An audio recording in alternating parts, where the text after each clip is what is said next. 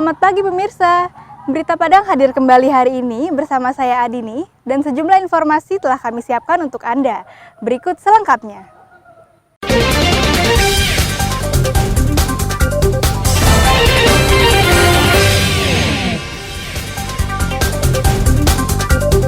Abrasi kembali terjadi di Sungai Limau, Padang Pariaman. Kotak amal sebuah masjid kembali dijarah pencuri.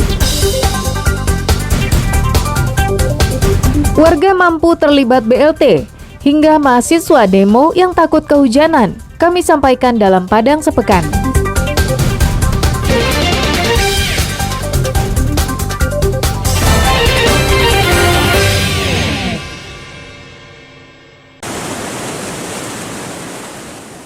Permukiman nelayan Pasir Baru, Kecamatan Sungai Limau, Padang Pariaman, kembali dihantam ombak pantai selama 3 hari terakhir. Ombak besar yang terjadi pada malam hari menyebabkan warga ketakutan. Sebagian rumah mereka bahkan roboh dan terseret ke laut. Kini, air laut semakin mendekat dan menggerus pondasi rumah. Tak banyak yang bisa mereka lakukan. Karung-karung pasir kini tak lagi mampu membentengi tempat tinggal mereka. Sejak seminggu lalu, diperkirakan ombak telah mengikis daratan sepanjang 7 meter. Berdasarkan perhitungan nelayan, kondisi ini masih akan terus berlangsung selama beberapa hari. Iya, karena karungnya habis lah, Pak. Nah, karungnya nggak ada, terpaksa karung yang jatuh-jatuh ini dinaikkan lagi, Pak. Karena karungnya sudah banyak pecah juga, Pak. Apa itu kuat, Pak? Mungkin untuk sementara aja, Pak. Sementara aja. Nah, kalau untuk tindakan untuk selamanya nggak bisa itu macam.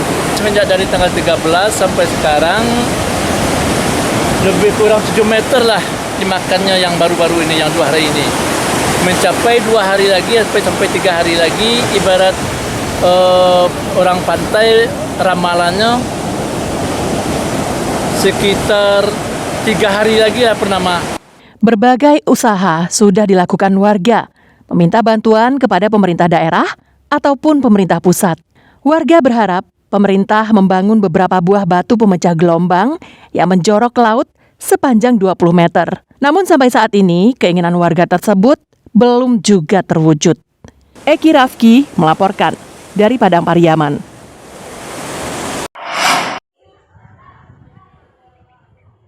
Seperti inilah kondisi Sekolah Menengah Pertama Negeri 3 Sungai Aur, Corong Sikilang di Pasaman Barat.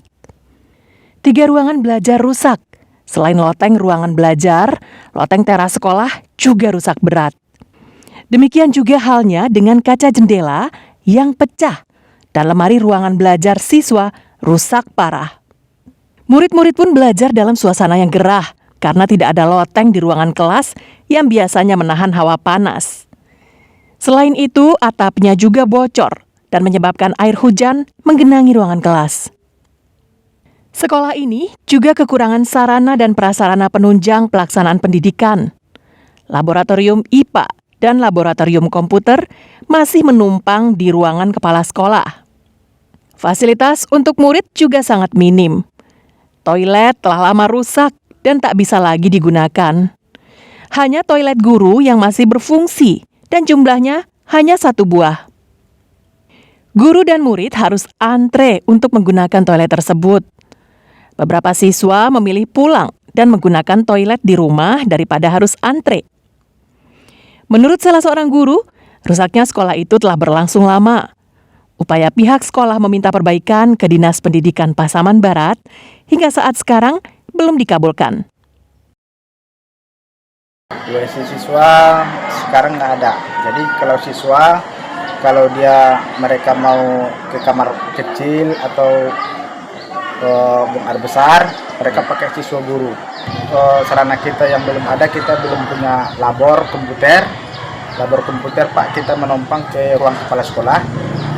Begitu juga dengan labor IPA, kelayakan lokal belajar siswa sudah kategori tidak layak karena di dalam lokal kita tidak lagi memiliki loteng.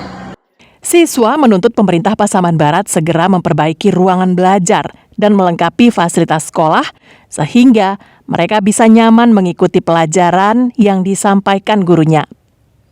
Safatul Ulum melaporkan dari Pasaman Barat.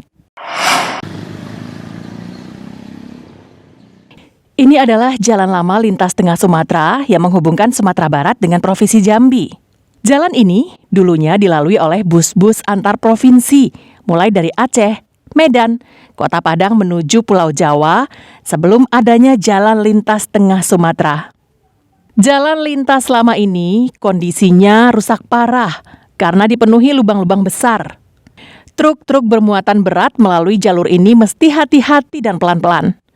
Jalan yang rusak ini berada di daerah Koto Padang, Kecamatan Koto Baru, Darmasraya.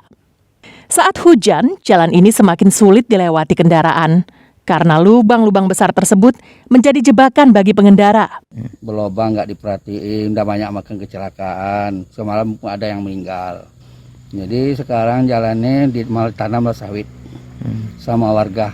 Warga nggak tahu yang nanam. Ya harapannya tentu yang bagus ya kak. Tapi jalannya berlobang udah ada dan 6 bulan ini. Dan 6 bulan lebih ini jalannya berlobang.